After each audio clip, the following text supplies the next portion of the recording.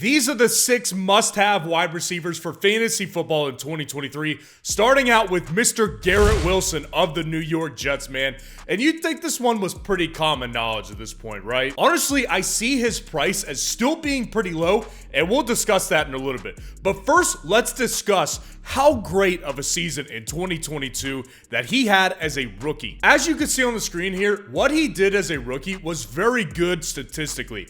Over 1,100 yards receiving, with a combination, and this is the most important piece, a combination of Zach Wilson, Joe Flacco, and Mike White as his quarterbacks. If you're able to do that as a 22-year-old rookie with that type of quarterback clown show, you're in really good shape for the future when you get a quarterback upgrade. And as we all know, fantasy football, opportunity is very important in fantasy football. You need to have plenty of opportunities coming your way.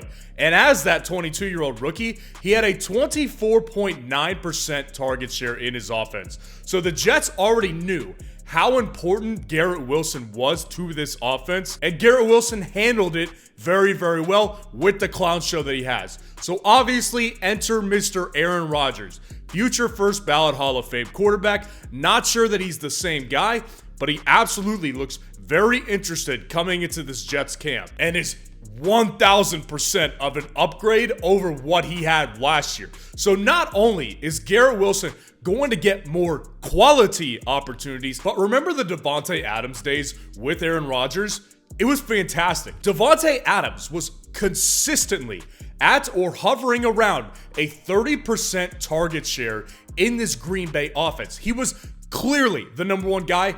Aaron Rodgers loves to target a number one that he knows he can trust. And because of that target share, and because Davante's a great wide receiver, he was always consistently a top 5 fantasy football wide receiver. And sure enough, Aaron Rodgers has gone out of his way several times this offseason to compare his new wide receiver 1, Garrett Wilson, to his old wide receiver 1, Davante Adams. So let me ask you this. First thing is, do you acknowledge that he's a great player? If you don't, and you don't think he's that great, please let me know in the comments below. So we established that he's great.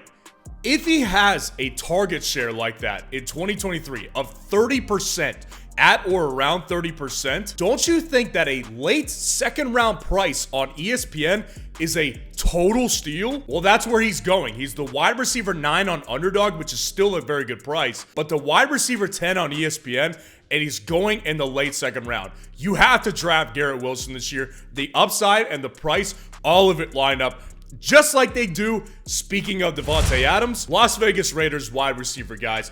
His price is lower than ever. This is as low as I've seen it since like 3 years into his NFL career. I think an important thing that we learned last year, just not from a Davante Adams specific perspective, but just as an overall perspective, when these wide receivers who are veterans and they've already done very well in their career, when they go from one team to the next, a lot of people were worried about guys like Davante last year, Tyreek Hill, AJ Brown.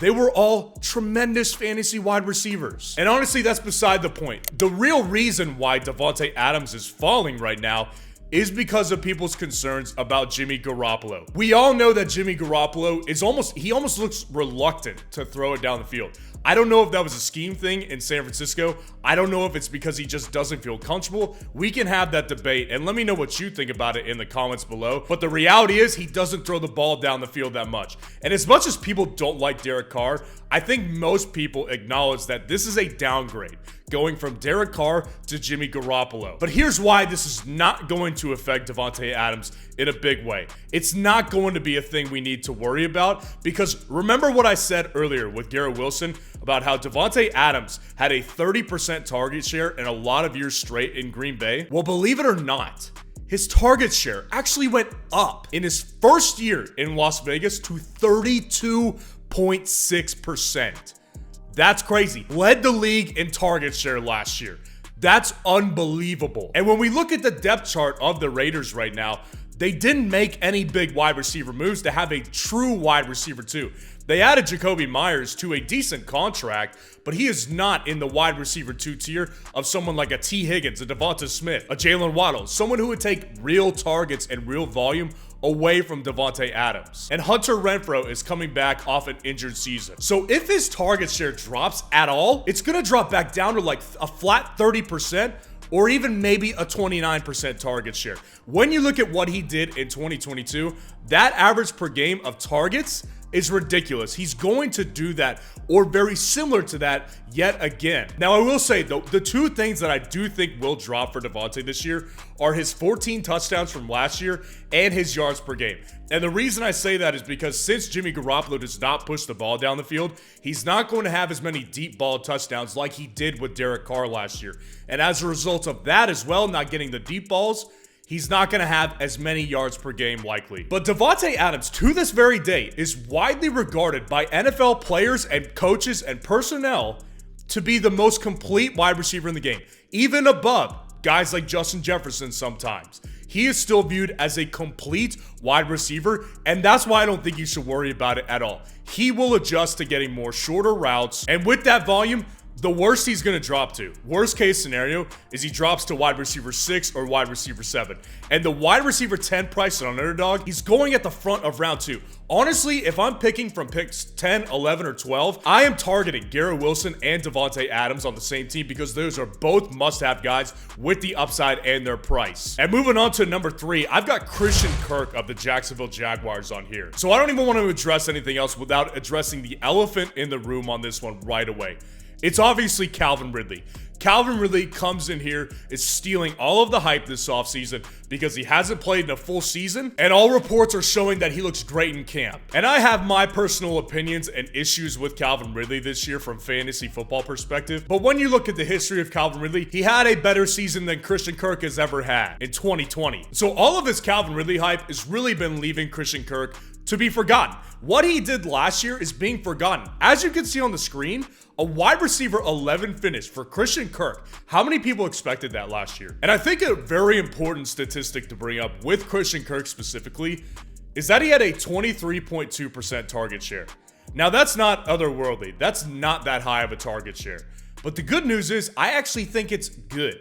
And the reason why I say that is because that shows us that he didn't need that many targets last year to be the wide receiver 11 in this offense. The reality is this offense was already improving with Trevor Lawrence at the helm, and they're going to continue to do that this year. And also, the other reality to this Calvin Ridley situation, let's say Calvin Ridley is the wide receiver 1 in this offense, and he is a very good player. Well, the guy who's going to be most affected by Calvin Ridley is going to be Zay Jones. Zay Jones is going to be the most affected. Christian Kirk is not going to lose volume here. So having a target share of 23% again is very realistic, and we know what he can do with a 23% target share. And Jacksonville was number 9 in the NFL in pass attempts last year. And reports during the offseason have said, of course, as we all expect it to happen, Trevor Lawrence has been phenomenal this offseason. Everybody expects him in that building to take a massive leap this year. I think he's going to have a Justin Herbert type of season, and this team is absolutely going to sling it in 2023. And the best part about Christian Kirk, with the wide receiver 11 upside we saw last year, he's going well behind Calvin Ridley, a guy who hasn't played in almost 2 years. He's going well behind him at the wide receiver 27 on Underdog and the wide receiver 34 on ESPN. Guys, he is being drafted as a low to mid-end wide receiver 3. I want him on both platforms. He is a must-draft guy. And moving on to number 4, it is Chris Olave of the New Orleans Saints. Now, this one is pretty obvious to me, guys. Chris Olave is absolutely tremendous. What he did last year with the garbage heap he had at quarterback too was ridiculous. Again, similar to Garrett Wilson, Jameis Winston, Andy Dalton. That was his quarterback situation in 2022. So enter Derek Carr. Again, like I said earlier, a guy that I acknowledge a lot of people don't really like Derek Carr that much, and I can understand, honestly. But what we have to remember from a fantasy football perspective with Derek Carr is that Derek Carr has supported 3 total top 12 wide receivers throughout his particular career. Davante Adams last season as the wide receiver 2, Amari Cooper as the wide receiver 12 in 1 year, and Hunter Renfrow was the wide receiver 11 in 2021. Now, the reality here with Derek Carr, and why I know that this is going to be such a great match here, is Derek Carr has a tremendous deep ball. Well, guess what? That fits Chris Olave's skill set so perfectly. He had 29 deep targets last year, which was good for 4th overall in that category. And he also had a 14 average depth of target in 2023 as well. Good for number 9 overall. This guy is a tremendous big play wide receiver. He put it on display last year. He's now the clear wide receiver 1 in New Orleans. And this quarterback, just from a stability standpoint of not having to juggle 2 quarterbacks, it's going to do wonders for Chris Olave. As the wide receiver 12 on Underdog, I will say that price is not exactly a steal. I still target Chris Olave at wide receiver 12 because I know he's going to be a great player this year who has a top 5 ceiling. But the ESPN price, if you are playing ESPN fantasy football, the wide receiver 16 price point is unbelievable. He is going in the 3rd to 4th round on ESPN. You need to target him in ESPN without a doubt. Just like you need to target Mr. Jackson Smith-Njigba from the Seattle Seahawks. And I am talking both platforms here. Jackson Smith-Njigba is unbelievable. And I feel like almost every day now, I talk about Jackson Smith-Njigba. But the reason why I do still is because I feel like not everyone is getting it. So let's go through Jackson Smith-Njigba really quick. So in 2021, that was his true sophomore season at Ohio State. He was in the same wide receiver room as a senior year Chris Olave, a junior year Garrett Wilson, a freshman year Marvin Harrison Jr., and a freshman year Emeka Egbuka. Jackson Smith-Njigba, as you can see on the screen, was the guy you could not take your eyes off of. He was absolutely absurd in 2021. And honestly, after that season, I remember people saying that this guy is a top 5 pick in the NFL draft. So what happens, right? Well, after that season, he comes into his junior season in 2022, misses most of the season because of a hamstring injury. But let me ask you this question. After a season like that, if he was to come out of the draft, out of college and into the draft after that sophomore season, do you think he would have been a top 10 overall draft pick? Or do you think he still would have been in the top 20? Genuinely curious. I want to hear y'all's thoughts in the comments. Because I think it's clear he would have been a top 10 pick in the draft. And Seattle got a steal here at 20 overall. Jackson Smith-Njigba was also a better wide receiver prospect coming out of college than DK Metcalf and Tyler Lockett. Now, obviously, both of those guys have gone on to be great players in this league. I am not disputing that. In fact, DK Metcalf is leading the charge of the praise that Jackson Smith-Njigba is getting in Seattle right now. I personally believe Jackson Smith-Njigba is going to be a better fantasy wide receiver than both of those guys in 2023. Now, you could argue with me that DK Metcalf is still going to be better. We can have that argument for sure. But I will tell you this. The wide receiver 30 price on Underdog and the wide receiver 39 price on ESPN is just too great to pass up. The upside that he has there is simply just too great for me to pass up on that kind of value. And his upside specifically hits during that back half of the season. I would argue it's full season, but I think especially the back half is when he really comes to be. This is a must-draft player. The upside is ridiculous at the price. And our number 6 wide receiver is Michael Pittman Jr. of the Indianapolis Colts. I gotta say this right out of the gate. I really don't like Michael Pittman that much as a player. I've always found him to be a little bit overrated, and I think he's actually proved me right throughout his career. I didn't draft one share of him last year, and it actually helped my fantasy team not drafting him. But the difference between last year and this year is that last year, Michael Pittman Jr. was a 3rd round guy.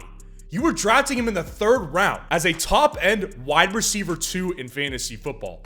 That price was simply too high. I saw it then, and everybody else clearly sees it now. This year is so much different. He's the wide receiver 35 on Underdog and ESPN. So he's being drafted right now as a back-end wide receiver 3 in fantasy football. Let me tell you why that's a great price. When we look at his 2022 season stats, you can see that he was clearly the lead target getter in this offense, and those numbers have actually improved every year throughout his career. And as you can see with a wide receiver 23 finish that he had last year, this guy definitely has wide receiver 2 upside. And what he did, the most impressive part to me, is what he did last year with the quarterbacks that he had to deal with was unbelievable. Honestly, it's not that he was fantastic, But let's be honest here. Indianapolis' quarterback situation was atrocious last year. Matt Ryan, Sam Ehlinger, just blah. Honestly, I think Anthony Richardson is going to struggle this year. I personally have been on record saying that. I do not think his rookie year is going to be very smooth. But I don't see any way that this gets worse here for Michael Pittman. I don't see a way where this passing offense is worse. He's still the wide receiver 1 in this offense, and the price on him this year is so much better than it was last year. It's absolutely worth taking a shot on towards the middle rounds of your draft. And if you've got an ESPN draft coming up here soon and you want to know the best winning strategy for you to win in that league, click on this video right here.